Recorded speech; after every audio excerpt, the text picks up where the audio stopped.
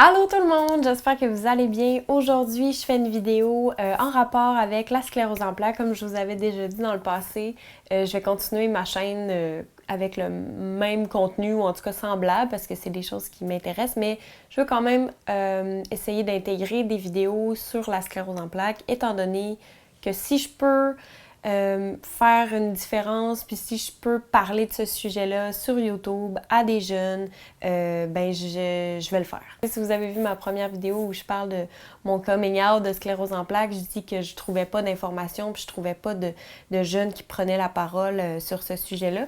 Fait que si moi je suis là, puis je suis capable de faire ça, puis de mettre des vidéos, quelques vidéos en ligne qui peuvent aider d'autres personnes, c'est sûr que je vais le faire. Donc aujourd'hui, j'ai décidé de vous parler de mes symptômes. Dans ma première vidéo où je parle de la sclérose en plaques, j'avais mentionné que je ne parlerais pas de mes symptômes parce que c'était pas le but de cette vidéo-là. Je vais vous la remettre en lien, la vidéo, si vous ne l'avez pas vue. Donc, c'est ça, c'était pas le but de la vidéo de parler de mes symptômes. Puis, encore une fois, cette vidéo-là, je vais vous parler de mes symptômes, mais le but, c'est vraiment pas de m'apitoyer sur mon sort ou rien de ça. C'est juste plus pour vous parler de comment ça s'est passé pour moi. La sclérose en plaques, c'est pas vrai qu'une personne va avoir les mêmes symptômes qu'une autre, c'est vraiment, vraiment variable. Donc, je vais vous dire un peu mes premiers symptômes, comment j'ai comme découvert que c'est ça que j'avais. Maintenant, aujourd'hui, qu'est-ce que j'ai comme symptômes et comment je réussis, en tout cas pour le moment, comment je réussis à les garder tranquilles, tu sais, genre, tu sais, les calmer ou, tu sais, quand je vois quelque chose qui arrive, je suis comme, ah, ok, là, faut que je fasse telle affaire, whatever, tu sais.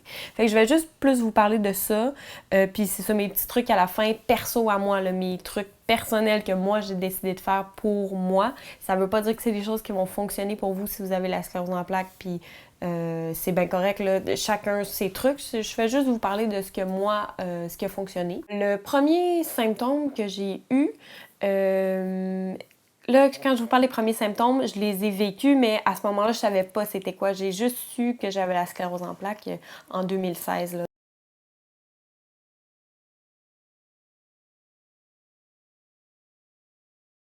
Donc, mais j'ai eu mes symptômes avant ça, mais évidemment, à ce moment-là, je ne savais pas que c'était ça parce que, comme je vous dis, il y a beaucoup de symptômes et ça peut être relié à vraiment d'autres choses. Tu sais, ça ne veut pas dire que parce que tu as les symptômes que je suis en train de te nommer, que tu as la sclérose en plaques parce que je ne veux pas faire peur à personne. Je ne suis pas médecin, je fais juste vous parler encore une fois de mon expérience à moi.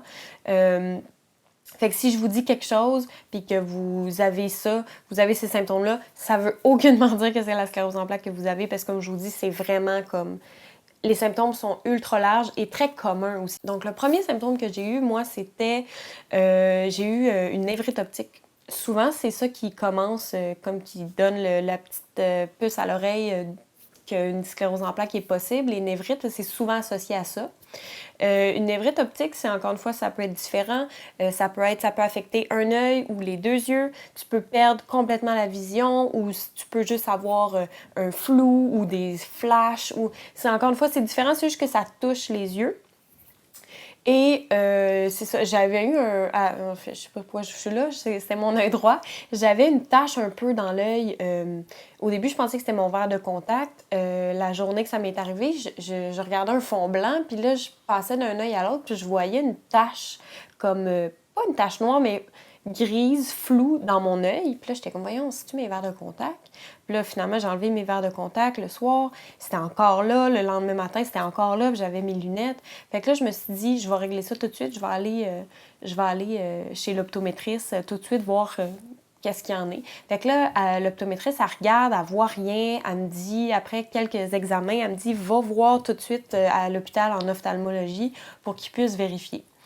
En ophtalmo, j'étais allée là, ils m'ont fait faire toutes sortes de tests, ils te mettent des gouttes pour te dilater les pupilles, c'est genre, t'as les yeux noirs, ta pupille est genre immense. Ça faisait peur, c'était trop drôle, j'ai pris des photos, c'est hilarant. Et tu vois rien, évidemment, là, c'est comme, tu vois même pas à 1 mètre devant toi. Mais ça, je suis habituée parce que je suis très myope, donc à la base, je vois rien. Fait que c'est ça, ils m'ont fait faire toutes sortes de tests, ils n'ont rien vu non plus.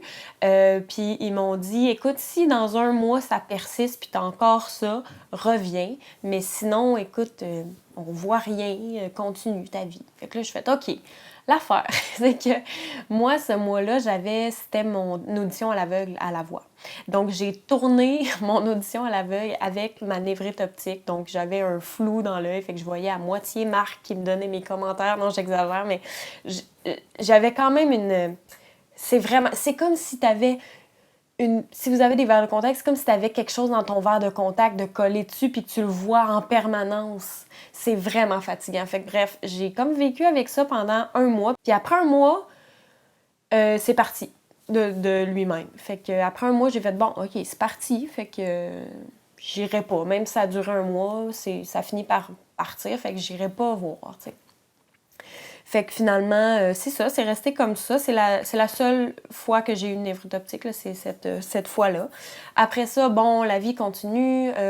Après ça, je me mets à avoir des engourdissements aux jambes, comme des fourmillements. Là, quand tu as les jambes engourdies, tu es trop assis comme sur tes jambes ou whatever. Fait que ça me fait ça dans les jambes. Fait que là, moi, tout de suite, je sais pas pour vous, mais moi, s'il y a quelque chose qui marche pas, comme dans mon corps ou whatever, je vais aller tout de suite voir à l'hôpital ou un médecin parce que j'aime pas ça juste dire « Ah, c'est chill », mais tu sais, j'ai les deux jambes engourdies, pas juste comme 5 secondes, là. Ça fait comme quelques heures que mes jambes sont engourdies. Je suis allée m'entraîner, j'ai couru, j'ai eu les jambes engourdies tout le long, avant, après. Ça a duré presque 24 heures où j'avais les jambes engourdies, puis j'étais comme « C'est pas normal, c'est sûr que c'est pas normal ». Fait que moi, tout de suite, je suis allée dans une clinique. J'avais pas de médecin à ce moment-là. J'avais plus de médecin de famille, j'avais pas de neurologue parce qu'à ce moment-là, je savais pas ce que j'avais. Fait que je suis allée voir un médecin. En fait, non, c'est pas vrai, j'avais appelé Info Santé. Puis elle m'avait dit, il avait rien dit, là, tu sais, il savait pas trop. Ça pouvait être, je m'en rappelle plus ce qu'il m'avait dit, mais c'était pas comme inquiétant. Puis à un moment donné, c'est ça, je suis allée voir le médecin un petit peu plus tard parce que là, je m'étais mis à être engourdie. Les jambes, ça avait passé, mais je m'étais mis à être engourdie un peu dans les bras et un peu les jambes. Fait que là, je suis allée voir un médecin, j'ai dit, là, j'étais un peu comme engourdie, tu sais, comme trop longtemps. Là, un engourdissement, d'habitude, ça passe quelques secondes, quelques minutes, mais là, c'était long, tu sais. Fait qu'il dit, ben, est-ce que tu vis un gros stress présentement? Puis là, j'étais comme, ben oui, tu sais, je participe à la voix, fait que c'était un immense stress pour moi. Ben, c'est vraiment stressant. Fait que j'ai dit, oui, je fais la voix en ce moment, fait que je suis vraiment quand même stressée. Il dit, ben écoute, je pense que c'est juste ça, tu sais, c'est le stress qui cause ça, ton corps, il réagit au stress en faisant ça. Je suis comme, OK. Fait que là, ça passe. Plus tard, je me rappelle plus après ça combien de temps ça a pris. J'étais allée voir un autre médecin parce que là, je m'étais mis à avoir mal pas avoir mal, mais à être engourdie juste à la moitié du corps. Fait que quasiment comme si j'avais une ligne là, dans le milieu du corps. J'étais engourdie du côté gauche, bras et jambes, bras et visage. Les jambes, c'est un peu parti même que depuis, j'ai plus tant d'engourdissement dans les jambes. C'était surtout le bras gauche et le visage. Puis là, j'étais comme, ouais, c'est vraiment bizarre, là. Fait que j'étais allée voir un autre médecin de clinique encore sans rendez-vous. Fait que c'était jamais le même médecin, là. Tu sais, j'étais allée voir 2 ou 3 médecins, je pense. Puis là, lui, il s'est dit, bon, OK, alors même chose, c'est peut-être le stress. Non, mais il dit, je vais aller vérifier, je vais faire venir un interniste, je me rappelle plus, un interne. Je me rappelle pas, mais bref, un gars qui allait comme faire un examen un peu plus en profondeur. Puis lui, il m'a dit, écoute, on va te faire passer un IRM juste pour le kick, parce que c'est ça, il savait pas, tu sais, c'était dur à dire. J'avais juste comme des engourdissements, mais j'étais capable de, tu sais, ma coordination était bonne, j'avais pas mal, c'était juste comme désagréable. Fait qu'il m'a dit, on va faire passer un IRM, puis on verra.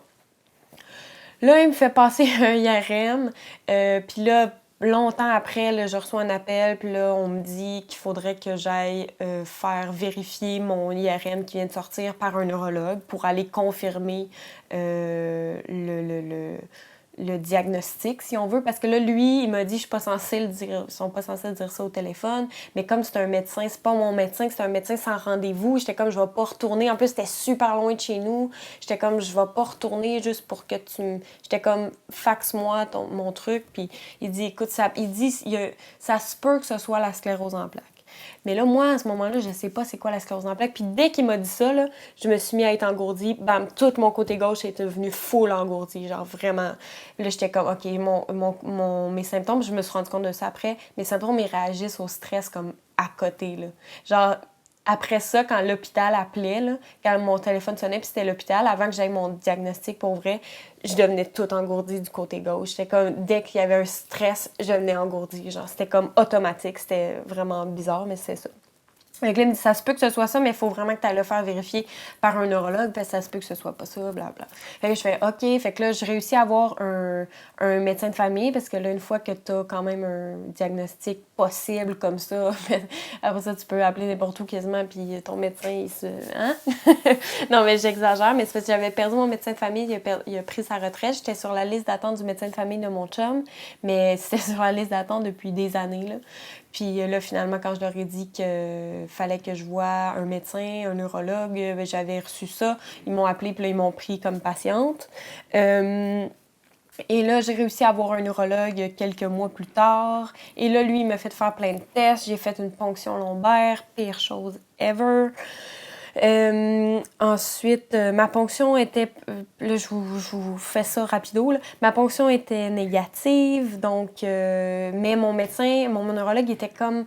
T'as une atmosphère de sclérose en plaques, parce que là, ce qu'il a vu, il a regardé mes nerfs optiques avec sa petite machine, puis là, il me disait que mon nerf optique de l'œil droit, il était plus pâle. Et ça, ça serait un signe que c'était une névrite optique, parce que on peut pas être sûr que dans le temps, c'était ça, parce que s'est passé, ça fait des années, on ne pourra jamais être sûr que c'était ça, mais quand il regarde mon nerf, il trouve qu'il est un peu plus pâle, donc il dit, à mon avis, c'était ça, c'était une névrite optique. Donc, ça, c'était comme mon premier épisode. Mon deuxième épisode, c'était mes engourdissements. Mais là, il m'a dit, la ponction est négative. Enfin, quand j'ai fait les tests, j'avais comme un peu la chienne, j'étais comme, oh mon Dieu, à mon avis, c'est ça, c'est sûr que c'est ça. Fait que là, il m'a fait faire tous les tests, puis j'allais avoir les résultats un mois plus tard. Fait que là, un mois plus tard, il me dit que ma ponction est négative. Fait que là, moi, je suis comme, ma ponction est négative, fait que ça veut dire que je l'ai pas, tu sais. Moi, dans ma tête, j'étais comme, c'est négatif, je l'ai pas, tu sais. Mais là, mon médecin était comme, bon, c'est négatif, mais t'as quand même une atmosphère, fait que je vais continuer à te checker parce que j'ai comme des doutes sur d'autres affaires. Tu sais, j'avais quand même eu comme une possible névrite optique, j'avais quand même des engourdissements, fait qu'il était comme, je vais te faire passer un autre IRM plus tard, puis on va se revoir. Et là, à l'IRM, là, il a conclu que...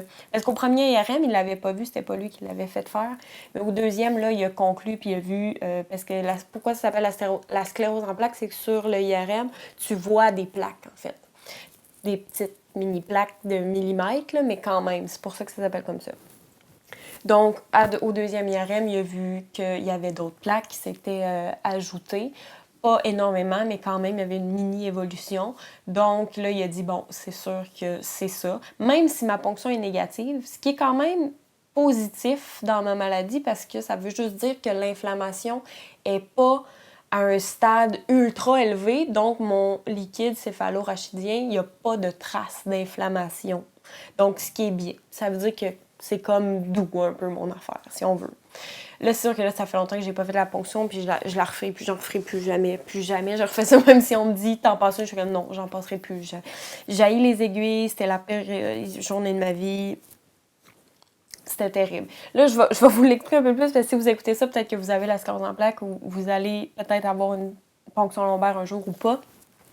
Moi, c'est parce que j'ai la phobie des aiguilles, OK? Fait que, à la base, je partais avec moins 1000, ça me tentait pas. En même temps, j'allais rencontrer la première fois, mon neurologue m'a fait faire tous les tests. Il y avait une résidente là, il a dit on te fait une ponction là. Fait que j'ai pas eu le temps d'avoir peur, puis d'anticiper, puis de googler. J'étais comme 5 minutes plus tard, j'avais ma ponction lombaire. Là. Fait que ça, c'était cool parce que j'ai pas eu le temps de m'inquiéter, genre c'était comme là tout de suite. Puis ça s'est full bien passé, la fille elle a bien fait ça, c'est pas comme il s'est rien passé de négatif, c'est juste que ça fait mal. Moi ça m'a fait mal. L'aiguille, je l'ai pas vue, je l'ai pas regardée, j'ai même pas googlé après, mais il semblerait qu'elle est gigantesque. Mon chum était là avec moi, qui est vraiment je shake quasiment à juste en parler parce que moi c'est ma phobie. Si t'as pas de phobie des aiguilles, tu vas peut-être être correct. C'est juste c'est vraiment pas plaisant. Vraiment désagréable, puis il y en a qui se moffent, puis whatever. Mais bref, moi, ça s'est bien passé. Après ça, il faut que tu restes comme couché pendant 1 heure, le temps que ton liquide se replace, parce qu'il t'enlève quand même du liquide, fait qu'il faut que ça se restabilise, mettons, fait qu'il faut que tu restes comme couché pendant 1 heure. Puis les jours après, j'ai eu Écoute, j'ai des migraines, mais c'était pas des migraines, là, c'était des giga migraine, genre giga maux de tête comme j'en ai jamais eu, là, comme si le crâne, là. Mais une migraine, ça fait mal, mais là c'était pire, là, le crâne comme s'il allait m'exploser. Puis là, il disait que c'était un effet secondaire de ça. Fait que quand ça t'arrive, il fallait que tu te couches, comme que tu te remettes justement comme ça pour que le liquide fasse comme comment dire, le chemin au cerveau, là, vu qu'il en enlève. C'est comme quand t'es debout tout le temps, ben là, le liquide, il est comme tout débalancé. Fait que quand t'es couché, ça va mieux.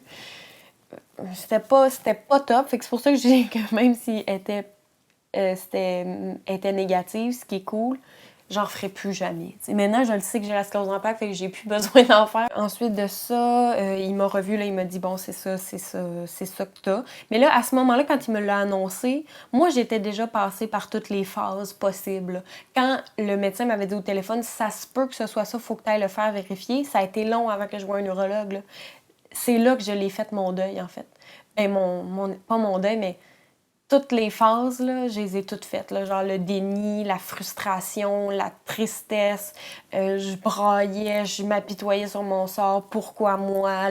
Tout ça, je l'ai vécu avant de voir mon médecin. Quand j'ai vu mon médecin qui m'a fait faire les tests, pendant un mois, je me suis dit, OK, je vais essayer de voir si je suis capable, tu sais, si, mettons, le résultat est positif puis que j'ai la sclérose en plaques, ben j'avais déjà commencé à me renseigner sur la sclérose en plaques puis qu'est-ce que je pouvais faire pour aider mon corps, tout ça. Fait que j'avais comme déjà commencé à m'informer sur l'alimentation, tout ça. Pas autant que maintenant, mais un petit peu. Fait que j'avais un peu changé mon alimentation tranquillement, juste pour le mois avant que je reçoive mes résultats. Je me suis dit, si, mettons, c'est ça, ben je vais être prête, puis je vais avoir déjà comme entamé un processus de changement, tu sais. Mais là, finalement, mon test était négatif. Fait que là, finalement, j'ai arrêté ça. Je me suis mis à manger comme d'habitude, puis à rien faire d'autre que de plus. Mais je savais quand même que j'allais repasser un IRM, qui allait me revoir, puis là, on allait voir. Mais là, moi, j'étais comme, bon, OK, j'ai vu ma vie normale, tout est beau, tout est beau. Mais là, finalement, quand j'ai eu mes résultats, qui m'a dit, bon, t'as la sclérose en plaques, mon chum, lui, ça l'a surpris, parce que lui, dans sa tête, c'était comme, OK, c'est pas ça, c'est fini. Mais moi, j'étais comme, OK, j'étais pas tant surpris. Je me disais, ça se peut quand même encore que ce soit ça. Tu sais, les engourdissements, je les ai, là, ils sont pas partis. Fait que j'étais comme. Puis dès que j'avais un stress, dès que l'hôpital appelait, oh, boum, je me mettais à avoir des engourdissements. J'étais comme, pour vrai, ça peut pas être normal, là, tu sais. En guillemets, là, dans le sens où, en sachant tout ça, j'étais comme, je me connais, me semble, tu sais, il doit avoir de quoi, tu sais. Mais en même temps, je me disais, faut que je pense positif, c'est peut-être rien, puis c'est bien cool. Mais quand il me l'a dit, j'étais pas dévastée, puis j'avais déjà tout vécu ça. J'étais comme, j'avais déjà passé par toutes les pires phases, on dirait. Fait que j'étais comme, OK. Là, maintenant, j'étais comme un peu soulagée, ça a l'air niaiseux, mais j'étais comme, OK, là, je sais que j'ai ça.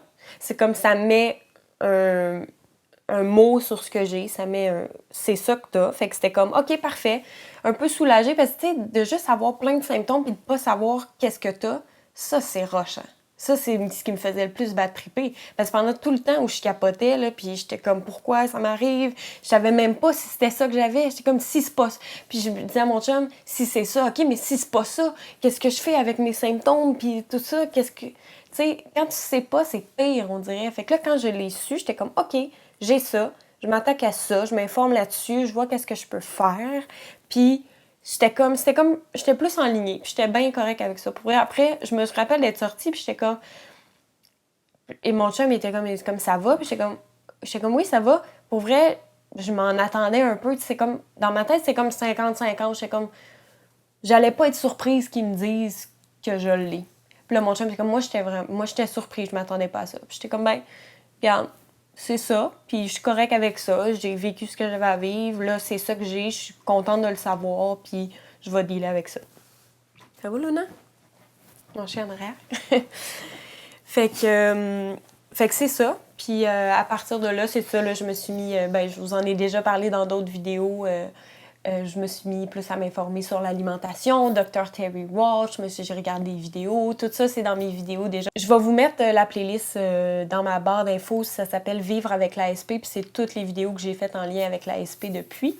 Fait que c'est pas mal ça. Fait que maintenant, je vais juste conclure comme un peu en vous disant qu'est-ce que j'ai décidé de faire. Là. C'est comme je vous en ai déjà parlé dans plusieurs autres vidéos, j'ai changé ma façon de m'alimenter. Ça m'aide beaucoup. Je fais toujours de l'exercice. C'est sûr que je me rush pas là, si jamais Ah oui, j'ai oublié de vous parler d'un symptôme qui est genre le plus présent, c'est la fatigue. C'est vraiment... en fait, la sclérose en plaques, souvent, les symptômes sont invisibles. Fait que quelqu'un peut te dire «Ah, t'as l'air full bien, tu sais, mais oui, tu sais, je vais bien, mais je peux être vraiment très fatiguée, comme rapidement, dépendamment des périodes aussi. Là, des fois, ça va, d'autres fois, je suis vraiment plus fatiguée. Il y en a que c'est des problèmes justement avec leurs yeux, fait que la personne peut te voir à l'extérieur, mais elle sait pas que, mettons, justement, tu peux être en train d'avoir une névrite optique, tu sais, d'avoir un flou dans l'œil. Ça peut être des problèmes de déglutition, des problèmes d'élocution, des fois des flous, genre t'as de la misère à trouver tes mots ou whatever. Ça peut être justement moteur. Bon, celui qu'on voit le plus, c'est si, mettons, t'es en chaise roulante, là, évidemment, on va voir les symptômes, mais sinon, ça peut être comme moi, des fourmillements, des engourdissements. Personne ne le voit, mais moi, je le vis. Fait que c'est ça qui est un peu tricky, parce que les gens peuvent penser que tu te plains ou que t'es bien correct, mais c'est parce que les symptômes sont pas visibles. Tu sais, quand tu vois quelqu'un en béquille, tu dis « Ah, t'es en béquille » ou quelqu'un en chaise roulante, « Ah, il est en chaise roulante, il y a quelque chose. » tu sais. Mais quand t'as pas la chaise roulante ou t'as pas quelque chose de visuel, ben c'est ça. T'as comme le revers de la médaille que les gens, des fois, t'as l'impression que tu te plains pour rien ou que... Non, tu vas bien, t'as l'air correct, t'es sûr, t'es correct. T'sais. Fait que c'est un peu tricky. Moi, c'est sûr que c'est vraiment la fatigue que je trouve le pire. Parce que mes engourdissements, j'ai vraiment réussi avec la bouffe puis tout ça. Je réussis vraiment bien là, à les contrôler. Mon trigger, là, mettons, mon symptôme trigger, c'est que c'est mon visage plus. Quand je sens que je suis un petit peu engourdie, puis quand je dis un petit peu engourdie, c'est vraiment pas les engourdissements que j'ai eu au début, là, où là, c'était vraiment comme fourmillement, là, engourdissement intense. C'est vraiment juste comme je sens un petit peu comme d'engourdissement, mais très minime, ça part très vite, là. Là, je sais que je suis comme, ah, OK, ouais, tu sais, mais, hier, j'ai bu beaucoup d'alcool, mettons, là, tu sais. Mais, tu sais, comme ça, je m'empêche pas de vivre, là, tu sais, je vais boire de l'alcool, puis je vais manger du dessert, puis tout ça. Mais, tu sais, je suis stricte dans pas de gluten, pas de produits laitiers, mettons. Mais des fois, bon, je fais des petites entorses, whatever. Mais, tu sais, je le sais, tu sais, mon corps va me le dire, il va faire, bon, tu sais, t'as mangé un peu comme de la marde hier, c'est ça qui arrive. Mais c'est correct, tu sais, je suis capable de dealer avec ça, puis c'est comme un petit rappel qui me dit, bon, OK, back on track, tu sais, je fais mes affaires comme il faut, je mange mes légumes, puis je fais mes trucs comme il faut. Fait que ça, c'est cool, fait que ça fait quand même... ça fait quand même longtemps que j'ai pas eu comme de poussée, je pense. Ma forme de sclérose en plaques, c'est poussée-rémission. Et ça fait quand même longtemps que j'ai pas eu de poussée. Même, c'est ça, mes engourdissements sont vraiment contrôlables, je trouve, avec mon mode de vie. Je continue encore à m'entraîner, je vais courir ou je fais des entraînements à la maison. Évidemment, ça, je le fais selon mon énergie. Si je le file pas, là, je vais pas me forcer à m'entraîner. C'est vraiment plus si j'ai le goût. Ah, je vais faire un petit entraînement de, 20 minutes. Ah, je me sens mieux, 45 minutes. Ah, 1 heure, je vais aller courir, 30 minutes. C'est comme ça dépend de comment je feel, mais j'essaie de bouger. Quand j'ai le goût, j'essaie de bouger le plus possible. Ou juste aller marcher, c'est con, mais tu sais, avec mon chien ou peu importe, là, aller au parc, faire une petite marche, tu sais, en randonnée. Ça n'est pas obligé d'être un gros exercice intense. Là. Ça peut juste être d'aller marcher dehors, puis ça va être comme mon exercice, même si c'est pas un entraînement plus intense que je pourrais faire, mettons. Ça dépend de comment je me sens, mettons. Mais j'aime ça juste pouvoir comme continuer à faire ça régulièrement. La méditation aussi, ça m'a beaucoup aidée. J'aime ça. Ben, je me rends compte que plus je vis dans le moment présent, puis plus je me concentre sur le moment présent, moins je suis stressée. Parce que moi, ce que je me suis rendu compte, c'est qu'un des triggers aussi, c'est le stress. Là. Comme je vous disais, quand j'avais le numéro de l'hôpital, j'étais stressée. Mais là, c'était avant que je reçoive mon diagnostic. Maintenant, quand l'hôpital m'appelle, je suis comme « What's up? » Non, mais dans le sens où je suis comme... Je sais qu'ils vont m'appeler, puis c'est con parce que moi, je suis quelqu'un que j'aime pas les hôpitaux, mais là, je disais ça à mon chum l'autre fois. Hey, j'étais comme, j'haïs tellement les hôpitaux, puis là, je vais passer le restant de mes jours à l'hôpital. Pas le restant de mes jours, mais je veux dire, il faut tout le temps que j'aille à l'hôpital au moins 1 ou 2 fois par an pour genre juste mes IRM, prise de sang, juste mon follow-up. Fait que ça veut dire que je vais faire ça toute ma vie, puis j'haïs tellement les hôpitaux, puis genre... Mais bref, regarde, là, tu t'habitues, puis c'est correct, là. Mais c'est ça, je me rends compte que quand je vis des stress qui sont beaucoup moins présents, parce que j'essaie de me garder ma vie stress-free, pour vrai, là. La voix, c'était... J'ai comme l'impression que si j'avais pas fait la voix, peut-être que ça se serait pas déclenché nécessairement tout de suite. Ça aurait peut-être été plus tard, mais là, c'était tellement un gros stress one shot que ça a comme déclenché ça, j'ai l'impression. Puis après ça, comme dès que j'avais un stress, je me mettais à être engourdie. Mais là, depuis que justement, je fais attention à ce que je mange, je m'entraîne, je médite, j'essaie d'être vraiment juste focus sur le moment présent, puis j'essaie d'éliminer les stress pas nécessaires dans ma vie. Si j'ai pas le goût de faire quelque chose, je le fais pas. Si c'est quelque chose qui me stresse trop, je dis non. C'est vraiment comme ça que j'ai appris à bien gérer mes symptômes. Pour l'instant, je prends aucun médicament. Ça veut pas dire que je vais pas en prendre plus tard, mais pour l'instant, ça va vraiment bien. Puis comme j'ai pas eu d'autres poussées, ben je vois pas pourquoi je prendrais des médicaments. Il y en a qui veulent, qui aiment mieux en prendre pour prévenir les poussées. Ça, c'est vraiment propre à vous, là. Moi, j'ai arrêté la pilule il y a pas longtemps parce que j'étais tannée justement de prendre des hormones. Fait que j'aime pas beaucoup prendre des médicaments. C'est sûr que si je vois que c'est nécessaire, je vais le faire. Je suis pas niaiseuse. Mais là, pour l'instant, je vois pas la nécessité de le faire. Fait que c'est ça. Mais ça, c'est vraiment propre à chacun. Si vous voulez le prendre pour prévenir ou vous avez des symptômes qui sont plus... il y en a que c'est des douleurs aussi, c'est plus handicapant dans votre vie, que ça vous empêche de faire des choses, bien là, évidemment que ça changerait la donne. Mais moi, pour l'instant, à part la fatigue, ça va bien. Fait que, je suis capable de contrôler mes symptômes, j'ai l'impression, avec mon mode de vie pour l'instant. Fait que c'est pas mal ça. Puis c'est ça, c'est vraiment comme la fatigue. Je peux dormir, si je mets pas d'alarme, là, je peux dormir, mon corps il dort à peu près 10 heures, il se réveille 10 heures plus tard. Puis quand je suis vraiment fatiguée, genre si mettons j'ai des périodes où c'est ça, en temps normal, c'est 10 heures, ce qui est énorme. Mais si, mettons, il y a des fois où je suis fatiguée, puis sans raison, je suis juste comme ultra fatiguée, ça peut être entre 12 et 14 heures. Fait que c'est énorme, mais j'écoute mon corps, en fait, puis je me tape pas dessus. Je suis comme, j'écoute mon corps, OK, t'as besoin de dormir 12 heures cette nuit, ben dors 12 heures. Qu'est-ce que tu veux que je te dise? Parce que sinon, je me sentirais pas bien, puis je serais pas bien. Fait que j'aime mieux donner toutes les chances à mon corps de bien se sentir en lui donnant de la bonne bouffe, en le faisant dormir autant qu'il veut, puis en l'entraînant quand il a le goût, en méditant, en étant dans le moment présent, puis tout ça. Fait que juste en m'écoutant, je réussis quand même bien à gérer ça pour l'instant, en tout cas. Ce que je vous dis là, c'est juste ce qui se passe depuis à peu près 10... Ça fait à peu près 10 mois que j'ai commencé cette alimentation-là. Fait que ce que je vous ai parlé, c'est sur plusieurs années, là, mais ça se peut que ça change. Je fais juste vous dire que présentement, c'est ça qui fonctionne pour moi, puis ça fonctionne vraiment bien. Fait que c'est pas mal ça. Je vais essayer de vous mettre en barre d'infos toutes les infos que je vous ai parlé. C'est sûr que je vais vous mettre ma playlist Vivre avec l'ASP de toutes mes autres vidéos où je parle de l'ASP parce qu'il y a beaucoup d'infos dans les vidéos comme mon vidéo de coming out d'SP, j'appelle ça coming out SP, je sais pas comment l'appeler. Dans le bas dans la description de ces vidéos-là, il y a beaucoup de liens justement vers Dr. Terry Walsh ou les livres de recettes que j'aime utiliser qui vont avec ma façon de manger. Fait que je vais essayer de vous mettre le plus d'infos possible. J'espère que vous avez aimé la vidéo. C'était genre une vidéo que je pensais jamais faire. Puis j'étais comme, c'est un peu... comment dire? C'est un peu déprimant ou... je sais pas. Moi, je trouve pas ça déprimant. Je trouve ça correct, là. C'est la vie. Faut en parler. Puis si, en plus, vous écoutez ça, que vous avez la sclérose en plaques, puis ça peut vous aider ou vous mettre sur des pistes ou juste... d'entendre quelqu'un en parler, qui vit ça comme vous, moi déjà, ça peut m'aider. Quand j'ai rencontré les gens de la sclérose en plaques, je me suis mis à rencontrer des gens qui avaient, comme moi, la sclérose en plaques, puis j'avais personne dans mon entourage, fait que ça me faisait juste du bien. Fait que si ça vous fait juste du bien de m'entendre en parler, puis si vous voulez m'écrire en privé, il y a toujours mon email dans la barre de description. Sinon, laissez-moi un commentaire, je réponds à tout le monde.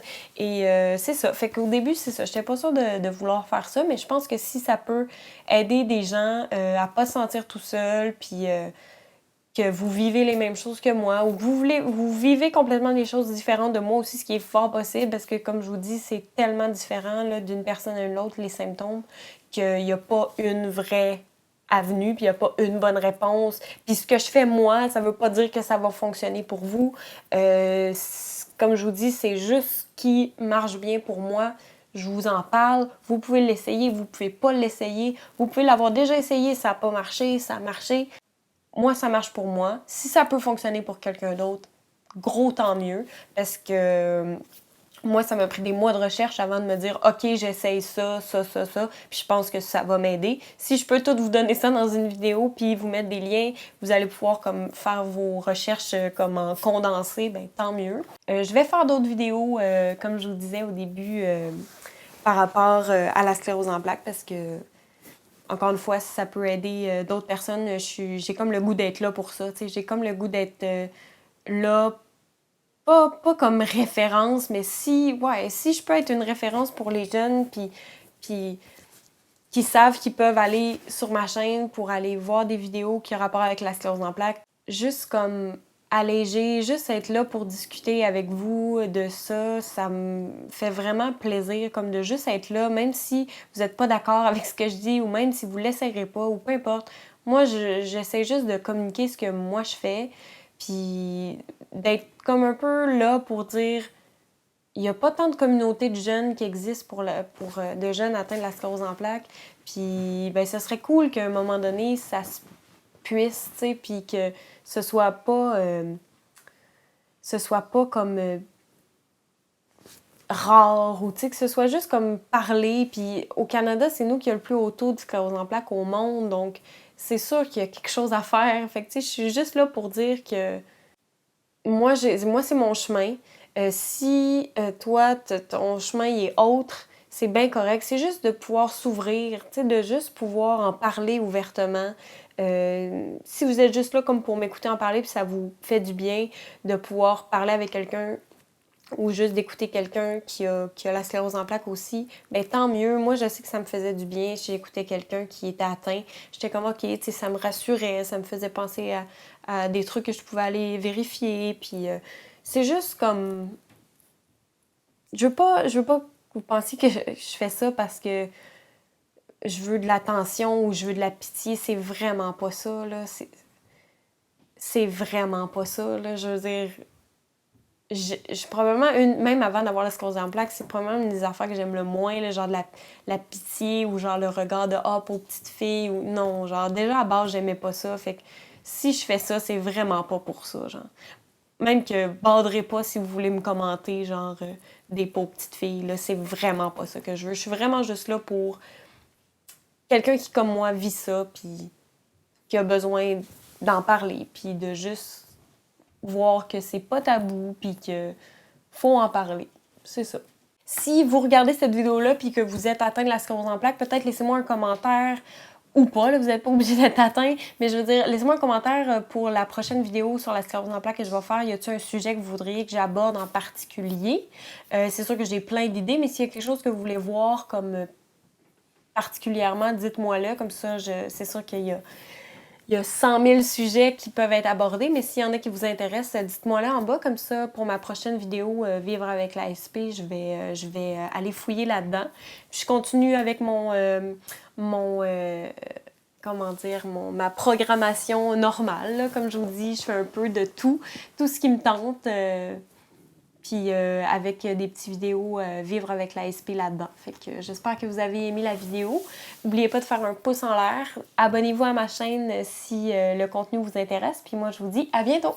Bye!